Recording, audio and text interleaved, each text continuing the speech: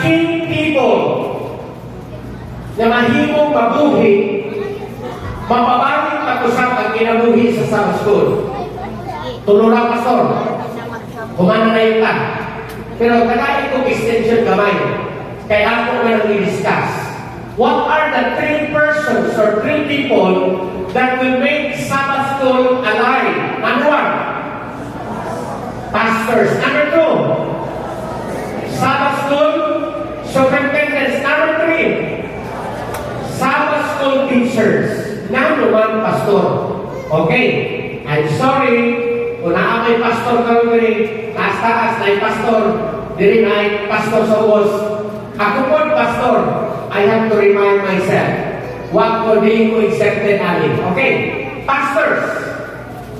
Number 1, unsay buhaton sa pastor aron malibayan ang Sabbath School. Number 1, tanan, attend Sabbath School regularly. Sige, promote ang pastor na madasig mo magigsunan, madasig ka. O yes, sige ka lang. Madasig ka sa Sabbath School eh. Madasig ka magigsunan. Kanya, ano yung magigsunan na wa? Hindi ko na mauwi ang diwali. Sige sa kindasig na siya, wali ka. Pareho na sa kumingon gabi nga, usok kayo promote o pahina, o hindi pahina, wali ka. Okay, number 2, promote Sabbath School regularly and publicly and privately. Maunay trabaho sa pastor. Pastor Gigi, emphasize that Sabbath School attendance is what? A ministry to others and a vital spiritual habit. Sa ato ba mag-igsunan, kung itang pastor, kaming pastor, magsigili kalay, di mi magtuon, di mi active sa eskwela sabatikan, wala may maayong influensya na ikahatag sa inyo. Ang isip, mag-igsunan na kay, pero bantay mo, kaya balo sa inyo, hanap ko niya. Okay. Number 4, basa, sige. Ensure that the best Sabbath School personnel are chosen. Number 5, give strong support to what? Children and youth Sabbath School. Number 6, everybody, train superintendents and teachers. So, pastors, ang trabaho sa pastor, i-train ang Sabbath School superintendents o ang teachers. O number 7, sige, prioritize making Sabbath School interesting. Don't just give it to the leftovers. Ganahan kong salin-salin. Dili. So, when mo rin trabaho sa Sabbath School or no, trabaho sa pastor. Karon ato ka sa, kung sa ito ikaduha, Sabbath School superintendent. Kung sa ito number 1 gani, pastors. Ay, namumakahay kayo. Mana namumulipay ang amuan. Naigo si pastor ganina, naigo ni pastor. Nagkaroon na na to ha. Superintendents. Kung sa'y trabaho sa superintendents. Sige, number 1. Don't preach a sermon before the sermon. Usahay kita mga superintendents, magwali kita. Hindi pa na panahon ni wali.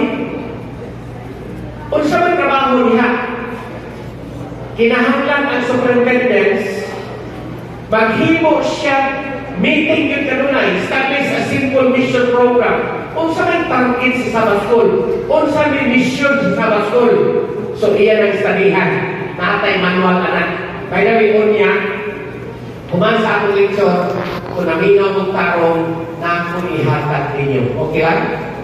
O, gili-gili paigo, i-share na lang. Number 3, sige. Meet with the Sabbath School Council to pray and discuss how to create a warm, inviting environment in Sabbath School and how to increase what? Attendance. Tungutahan ako ng ninyo. Naabay regular meeting ng Sabbath School. So, kinsa man ang mga Sabbath School leaders din, Sabbath School superintendents, bisag asa mo karon gibutan sa Ginoo, paliho ayaw walaa kanang pag-meeting kanunay naagyoy gitawag og Sabbath School Council. Hello! Naamay Sabbath School Council at church? Nag-meeting. For inviting people to Sabbath School. Aron muhi kanunay ang Sabbath School, mag-meeting yun na kung mahimo kas-a ka sa balong or kas-a sa duha ka semana, magsabot yun ang Sabbath School Council. Kung gusto nga mabuhi ang Sabbath School, naat yun meeting magkaigsunan. Aron na madiskasan kung saan pagpabuhin kanunay sa Sabbath School. Okay? O niya, kung saan yung titulo? Key persons that will what? Revive or make the Sabbath School revive. Okay. Number one, the pastor. Number two, Sabbath School superintendents. And the last one is what? Sabbath School teachers.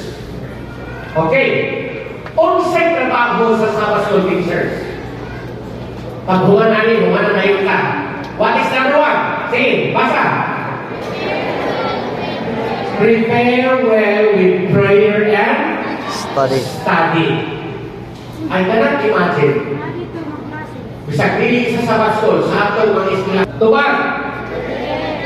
Kamu mga maestra, muadto mo sa eskwelahan, magtuon mo dili.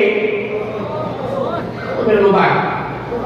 Dali ninyo mag-igsunan, ulaw kaya kayo nga muadto ka sa klase nga huwag kayo tuon.